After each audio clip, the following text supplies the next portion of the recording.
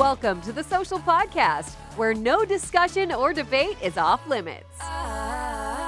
Welcome, audience. Welcome to everybody watching. Everybody, Executive Director of the Walrus, Jennifer Hollett, is back with us. Today.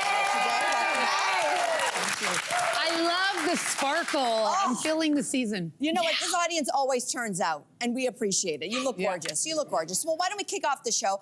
'Tis the season for merriment, after all, and the New York Times has tips on how to get a party buzz without drinking. Okay? Some people don't even like that. Some of the suggestions are arrive with the right mindset, prepared to have fun, and stop thinking about what others are thinking, perhaps about you not drinking.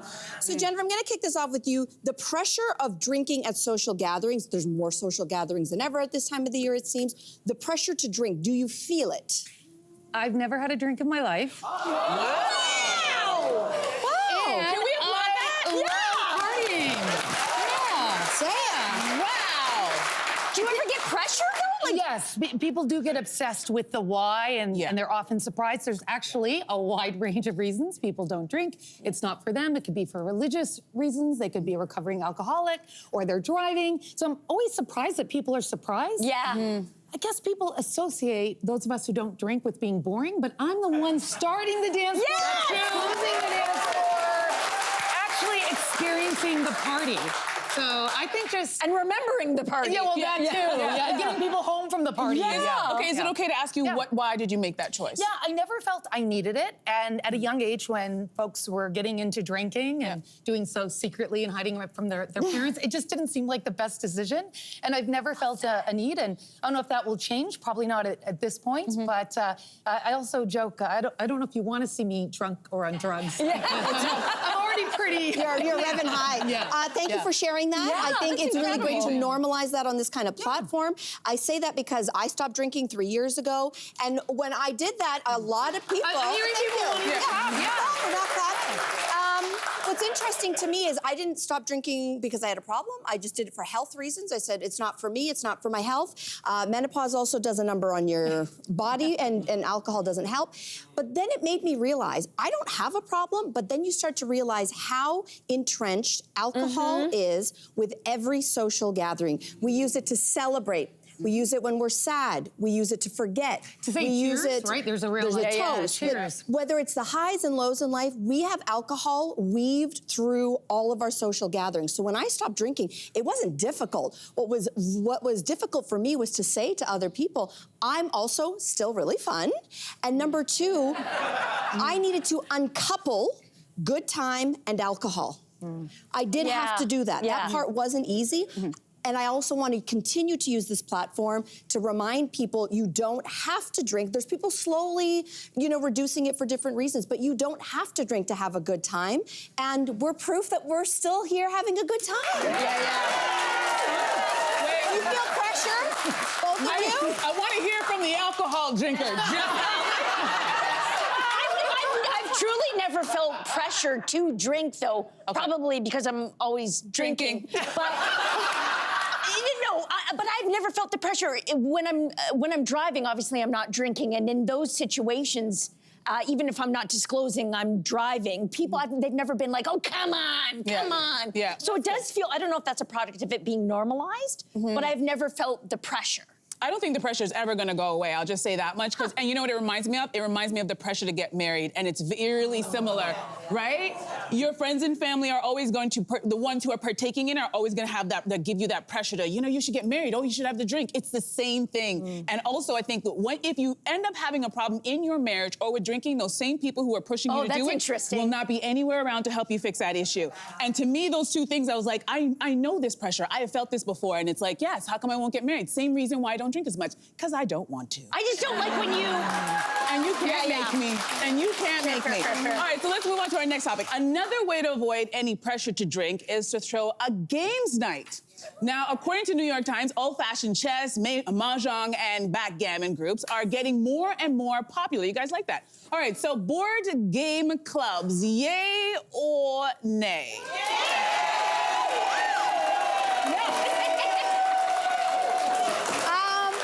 I do have like to say a huge yay, and not just because I love the idea of board games, even though I was a late convert to the idea, but my Filipino aunt is in the front row. And I say this because at every single family party, it's mahjong, baby. I love that. And so it's been entrenched in our family culture for sure. But why I say I'm a late convert, because I hated board games. I was never raised with them. It wasn't my thing.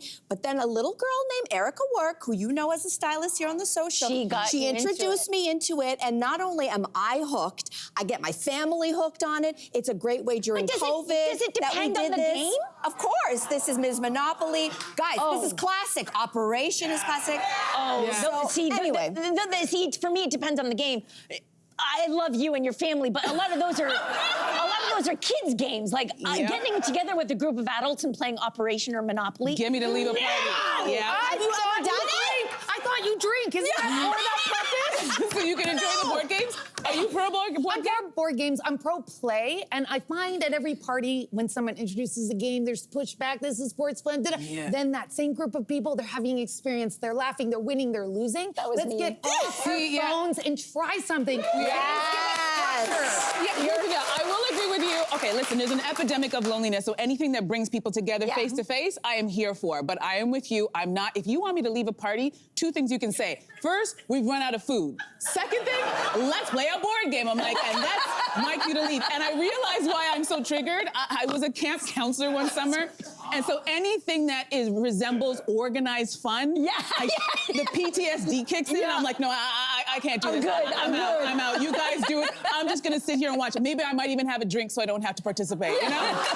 So it's not for me. I think you're saying no to the game, but then you're chiming in on the rules and your opinions. See, and your analysis of the People game. changing the rules every time you think you know how to play a game. You know what? Oh, this is how my family plays it. No! Here's the deal. That rules person is one of the #1 reasons why I don't. The person who's overly competitive and the person like, well, that's not the rule here. I'm like, no, I'm out. Do you? I'm sitting in the corner. I think she's talking about us. Yeah, I think she is. I think she is. Okay. NFL star Aaron Rodgers opened up in his new docuseries about how much he hated fame, and that he didn't do himself any favors by dating famous women like actress Olivia Munn, Shailene Woodley, and race car driver Danica Patrick. So, is it rich for celebrities who date other celebrities to complain about getting too much attention? What do we think? I actually feel for him. This is a docuseries where we're asking him to be real and honest. That's a very good And he's point. being real and honest. Like, fine. And I will say, we're all in the public eye, and it can be annoying. It's not something usually people with profile complain about because it's not popular. Cry in your money bags, especially for athletes and Hollywood stars. But they tend to date each other because they understand the pressures and the profile and the cost of fame. So I feel for him. Not when they're showing up on a red carpet, not when their publicists have planted them somewhere to be seen and they're all perfect, but they, celebrities just like us, are going out with a hat on and sweatpants and sending cues that sometimes they want to be left alone. And the paparazzis and the friends of friends who are leaking, gossip and photos, like that's tough. He's giving us an honest look at his life. But don't you kind of wish that people would be less honest? What do you mean, Jess? It's very honest. Yes, I get it, but there are some celebrities who understand how it looks and how it sounds to complain about certain things. Like Keanu Reeves once said, yeah, fame can be tricky, but you know what? At least I can always pay my rent. You know what I mean? Like that idea of it. Yeah, he gets it. So you changed my mind. What? Like, he's asked, you did. Like you said in this docuseries, he was asked to be honest, and so he was honest. But I just think sometimes you need to think a little more about how honest you want to be. Yeah, and think about it. What do you think, Mel? I think that, first of all, anything that comes out of Aaron Rodgers' mouth, I usually just stop listening. Not a fan, and because he's a big whiner. And I'll be honest, you could talk about his football all you want, but he's a bit of a whiner. And he has he believes questionable conspiracy theories and all of that. So he's a person already that I'm just like, Aaron, forget it. Moving on, he also does sound whiny because, again, yes, we asked him to be honest. You can choose to date a celebrity or you can choose a normie. And there are celebrities much bigger. There are celebrities much bigger than Aaron that have done it very successfully. So you think of a Matt Damon who married a bartender. There are so many other famous people out there, even George Clooney. Hello. She's a Amal superstar in a different way, though. Hold on. She was not a celebrity. Finally, who was not a celebrity, Jennifer Lawrence dated an art dealer, and she's now had 2 children, or I think she's on to her second with him. And they choose. And also, case in point, Jay-Z and Beyonce, the biggest stars on the planet, when they choose to pull out of the spotlight and disappear, somehow they're able to do it. So I also think there's something to courting the attention. So I think, again, Aaron, sit down. And secondly, you can choose a normie like the rest of us. I don't know about the normie thing. No, I don't know about the normie thing because I think there are great examples, but I think the normie thing, I always feel bad for celebrities, actually, if they've not found the love of their life before they hit it big, because I think once you become famous, how are you going to decipher if that person wants you or if they want part of your spotlight, right? And or the money. Or the money. Like, you have to have people sign NDAs. I think regular people deal with a little bit of that, too. A little bit of that. No, but here's the deal. Not on that level, and I think it's much harder for a person who has fame to decipher, even with friends, never mind your romantic relationship. Listen, dating is hard. If you're a regular person, you know, dating is hard. Adding fame and trying to figure out if this person wants you, if this person's gonna turn around and write a tell-all book, if they're gonna turn around and start fighting for the spotlight, because we've seen, like, Cristiano Ronaldo's wife has a docu-series about her life, and it's very clear that she wants some of that spotlight too, even though she doesn't really do much. She's just the girlfriend. So I think it's a really challenging thing for famous people. I feel really bad for them if you haven't found the love of your life. Do you feel bad for Aaron? No. Aaron needs to focus on the sport and not so much on everything else. All right, so let's move on to another celebrity. Chappell Roan recently told celebrity journalist Nardwuar that working at a drive-thru window during the pandemic was the hardest job she ever had. So we thought, what's the hardest job that you've ever done? Jess, I'm gonna go to you first. Oh my God, a university summer job. I thought I was gonna be working outside, like in the flower beds, planting stuff. And I called the day before being like, do I need work boots? They're like, no, you're working inside. Turns out I was going to be a janitor for the engineering building. Okay. And it was like cleaning toilets, cleaning labs. And I have to preface, worst job, but it turned into the best job because my colleagues saw me getting done my workload like in an hour and a half, and they're like, slow down. And then they showed me these series of tunnels at McMaster that ran underground, like, follow me. I'd be like, okay. And then we got to this back room where we just watched Oprah and ate their delicious homemade muffins, and I got paid for it. Yeah. So wait, your hardest was your most fun. My hardest it started off the worst and ended up the best job I ever had. I heard through the grapevine, that's very cool. I heard through the grapevine you actually know Nardwuar? Yeah, so Nardwuar, the human serviette, his full name, is a friend of mine from my Much Music VJ days, and I encourage you to watch the full interview because Chappell Roan talks about working in drive-thru. I worked in drive-thru for close to 4 years at Arby's, and I had a lot of fun working with my friends. We used to lip sync orders where my friend would put her face out, and then I would say behind her, that's $8.52, and she'd say, if the manager isn't paying close attention, you can have a lot of fun. But coming back to our earlier conversation, one of my best jobs was being a Much Music VJ, but it was really hard because people were coming up on the street saying really mean things like, oh, no way. Yeah, like you're effing ugly, and what about this, and what about that? So there is a part to public jobs sometimes that can be hard. Oh my No, gosh. I'm sorry you went through that because I loved watching you. You were so good. You were so good in those interviews. I sucked that they said that. Yeah. Jen, you have the latest cover story in The Walrus, of course, the magazine that you work at, and I would love to know what it's about and how people can also check it out. Yeah, so this is something I think a lot of people can relate to because it's about the cost of raising a kid in Canada right now, or the savings not raising a kid. Yeah, so that's the actual number and climbing. And it gets to... Sorry, what is that number for what age to what age? Like for raising a child in general is $293,000. Yeah. From day 1 to 18. And climbing, probably, and yeah. climbing. And that's because of childcare, housing, the pressures that parents face. And this is why Some couples and families are having one kid, some are deciding not to have kids, or people are waiting. And this story gets into all of it. And it's on newsstands, but it's also free online at thewalrus.ca. We don't have a paywall, so we encourage you to check it out. Okay, that's incredible. Isn't that wild? That's amazing.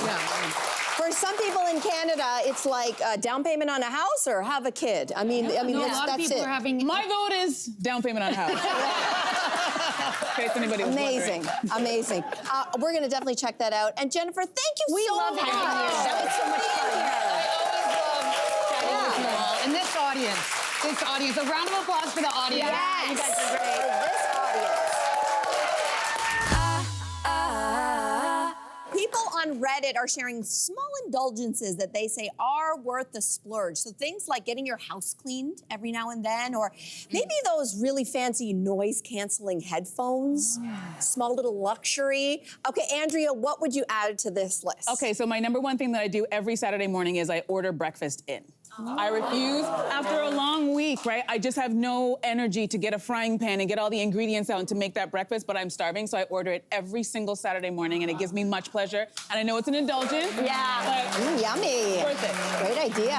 What about you? I would say eating out, takeout, delivery in general. Yeah. For those of us who are single, sometimes you wonder, should I make a big meal for myself? It's a lot of the work. answer is yes. Let's live well, but a lot of work goes into that. So I just want to acknowledge that it is a luxury. Most of us, when we were growing up, going out once a week to Burger King with coupons, that was a big deal.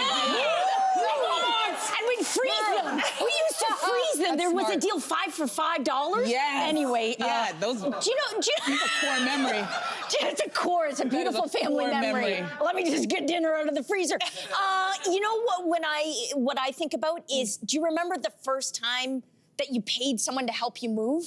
And how good that felt, instead of getting your brother-in-laws or your friends and getting beer and pizza, but you actually paid someone to help you move. That to me was like, I have arrived. Yeah. That is adulting. Yeah, that is adulting. I was actually talking about this with our makeup and hair crew when I was getting ready for the show, and I said, what are the small indulgences? And so one of our makeup artists, Lucas, actually said, who's from Brazil, and he had said, a dishwasher. He never had a dishwasher growing up, and he was like, oh my gosh, all he wanted was a dishwasher. So he had a unit with a dishwasher, and he's like, I have arrived. And then another makeup artist said having an in-suite washer-dryer. Big time. Because another one of our producers, she does her laundry at a laundromat. When and you she's rent, like, that's common. And when you rent, that is common. For me, it is motorized vacuums. Okay, what does that mean? Do we trust What do you mean? You know, they just go around and they have their own mind. And the robots. The robots. Yes. The robots. Sometimes pets ride on them. Oh, really? Sometimes cats ride on them. Oh my God, I have to get one. Also, for us in our house, it was an industrial size fridge and freezer. Because everything is always so cramped. And so my husband, who's a contractor, always finds these deals. And we have it looks like it's for a restaurant. Wow. And you open it and you're like, oh. Oh my Simple things. Some people have 2 freezers, right? Or 2 fridge freezers. Growing up, we always had that. There was a freezer in the basement that had all the meat, and then the regular one upstairs that had all the other regular stuff, right? Yes, Sometimes we'd have a whole goat downstairs in that freezer. That's right. Don't laugh. That's a lot right. of people had to go or pig. For 5 for 5.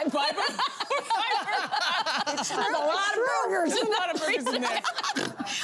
I love when we do nostalgic things on this show, by the way. So get us online. Tell us what your favorite, luxuries are. We'd love to see them. And Jen, thank you for coming back as always. I really appreciate it.